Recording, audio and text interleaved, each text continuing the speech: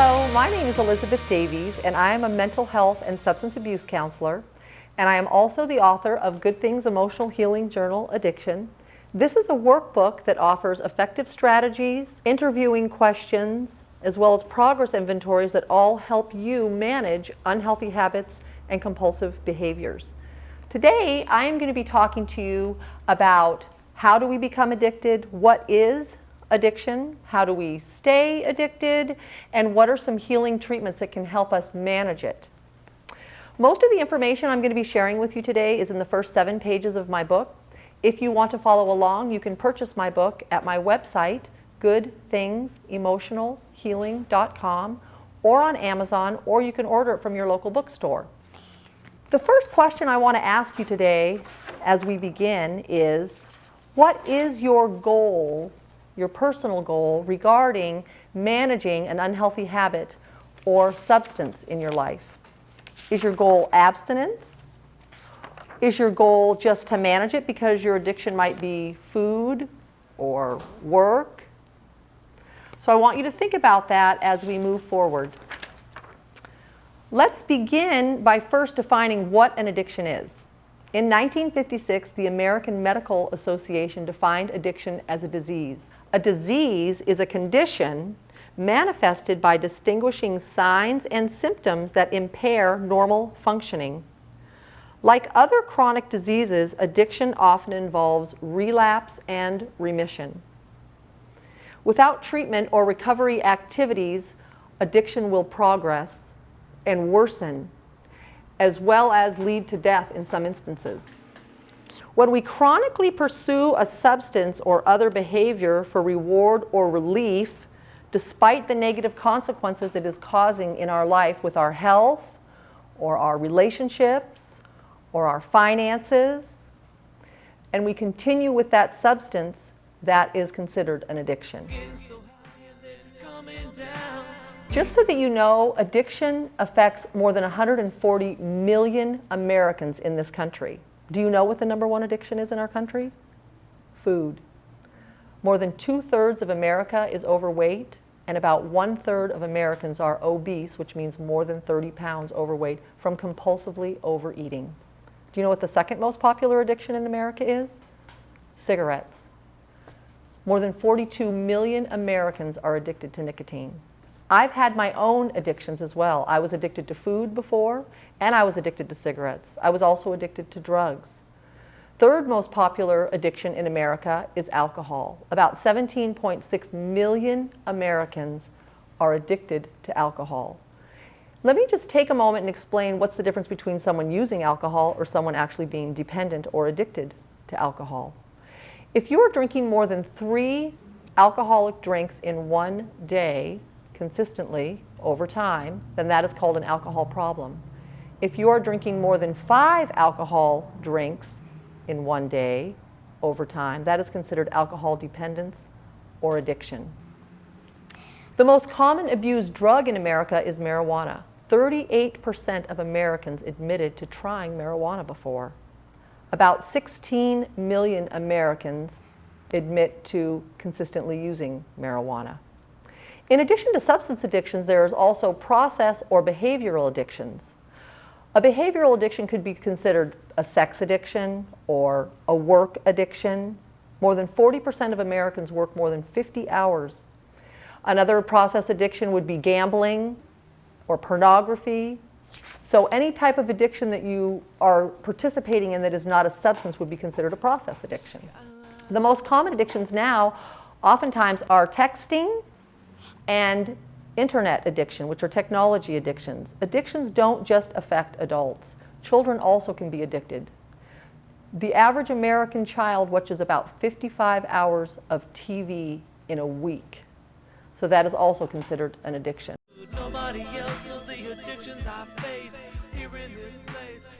So now let's talk a little bit about how do we become addicted. When we participate with a substance or behavior that we find pleasurable, it activates the dopamine reward center of the brain. Our brain remembers this pleasurable feeling and wants more. Dopamine is a neurotransmitter that controls movement, emotional response, and the ability to experience pleasure and pain. Natural activities such as eating, sex, and bonding all release dopamine in the brain. Substances of abuse activate the dopamine reward center of the brain and release more dopamine in the brain.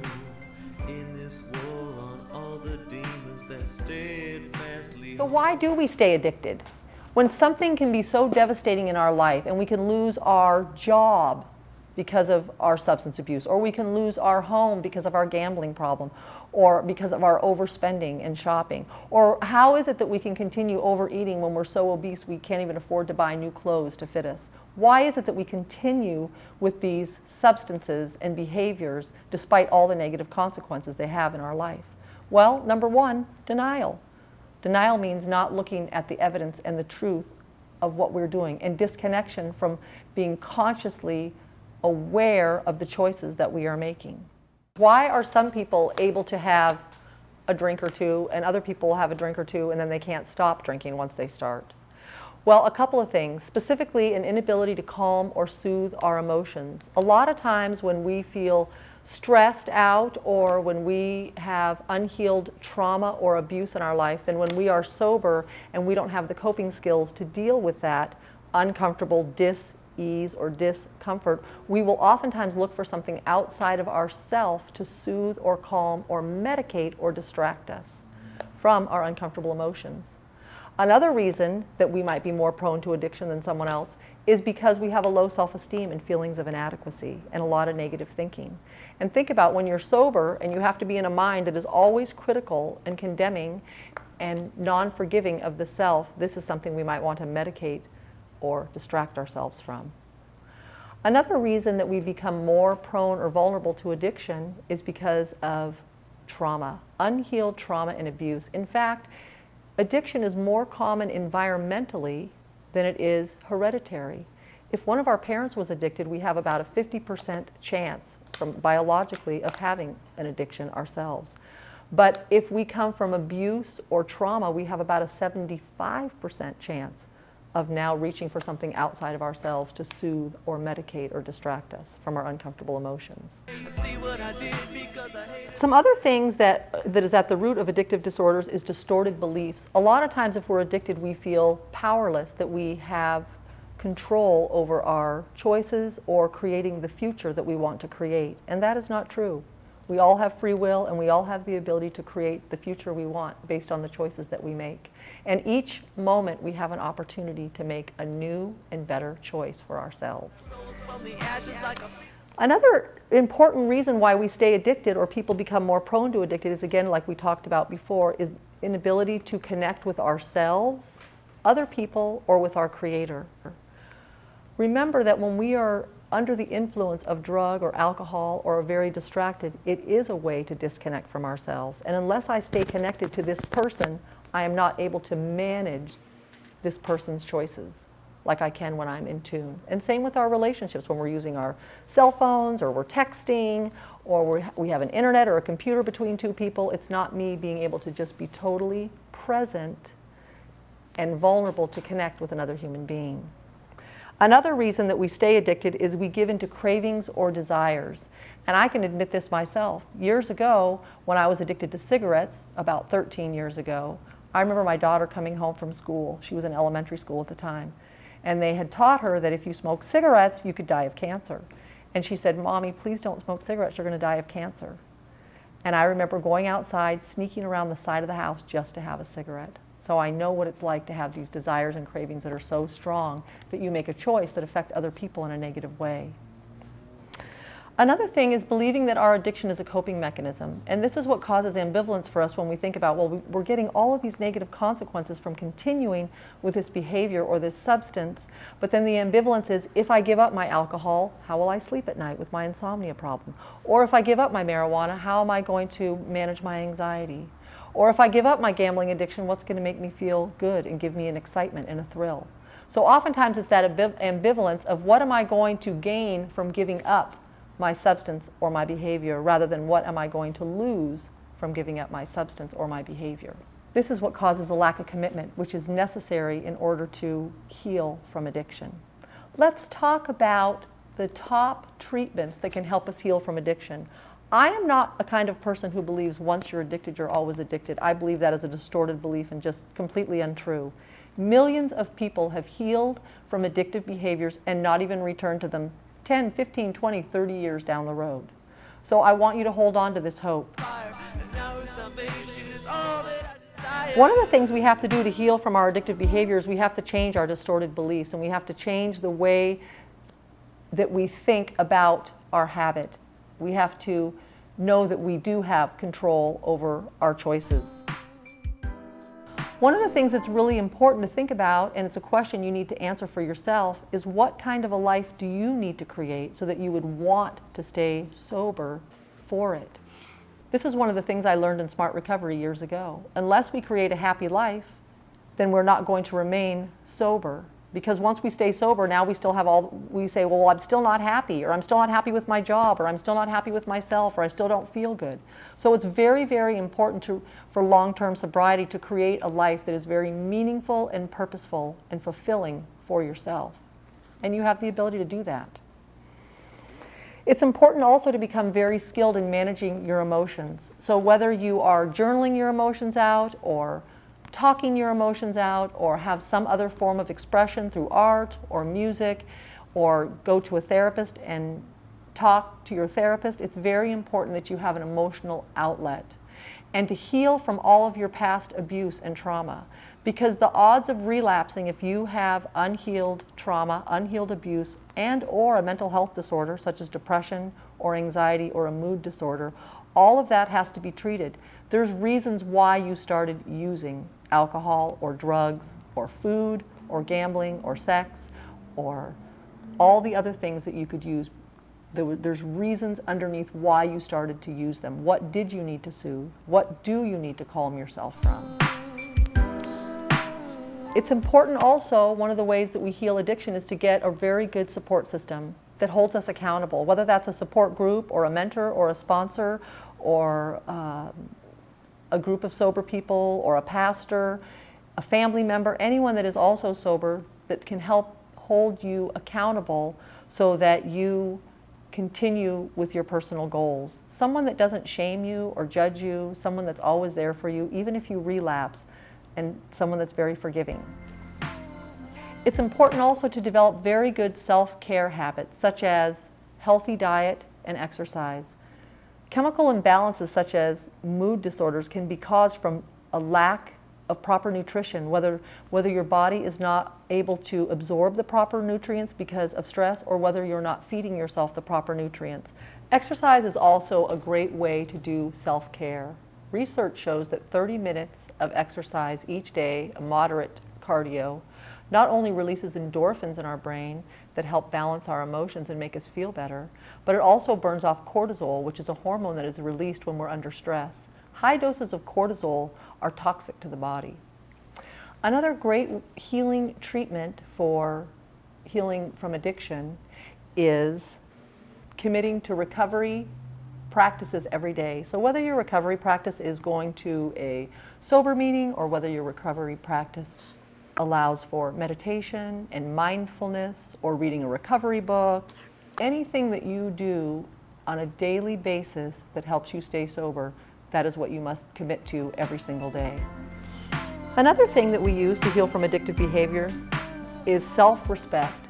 We don't read too much about this in the books and the literature about addiction, but when you unconditionally love and respect yourself, then you will choose behaviors that make you feel good about yourself so that you value the life that you're given. Another way that we heal from our addictive behavior is to develop spiritual qualities. And we do this through our breath. Your spirit is your breath of life. And the qualities of spirit are love, joy, peace, patience, kindness, self-control, faithfulness, and generosity. And when you have all of those spiritual qualities expanded in you, it allows more peace of mind, more self-discipline to manage your behaviors, and more joy in your life. Journaling is another excellent treatment for addiction. Not only does it help you monitor your progress, but it also is an expressive outlet for you. And speaking of that, now I have some journaling questions I'd like you to answer. As I ask you these questions, you can put the video on pause and take the time to answer each one. These are the questions found on page 7 through 11 in my book. The first question is there anything you do habitually that is not for your highest good? What is it? Take time to answer that. The second question I want you to answer is, have you ever experienced any negative consequences from participating in your habit or addictive behavior? What were the consequences? Did you lose a relationship? Did you lose a job? Were there legal problems because of your use? Be honest with yourself. The next question, has anyone who knows you ever said they are concerned by your participation with your addiction or habit? Who was concerned? What did they say? The next question I want you to answer is, how did you respond to their concerns? Did it make you think differently about your participation with your addiction or habit? Were you defensive?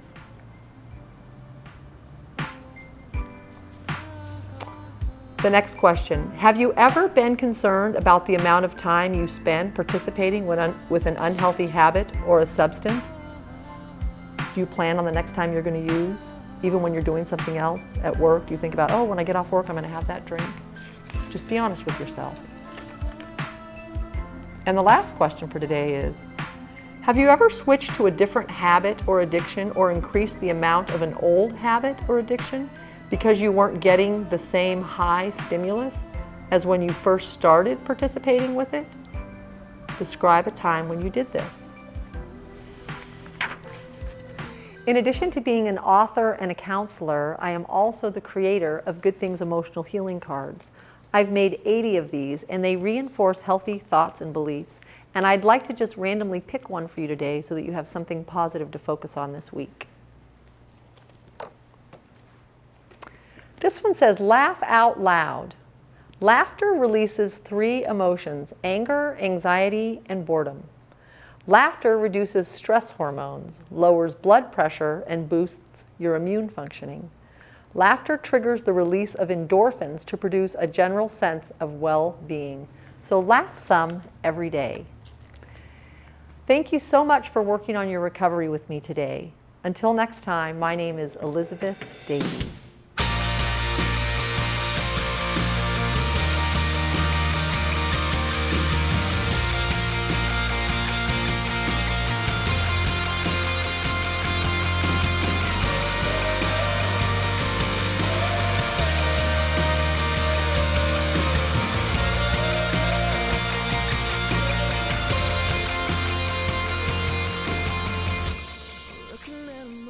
Skyline through the glare of a setting sun, and cut from the clouds like construction.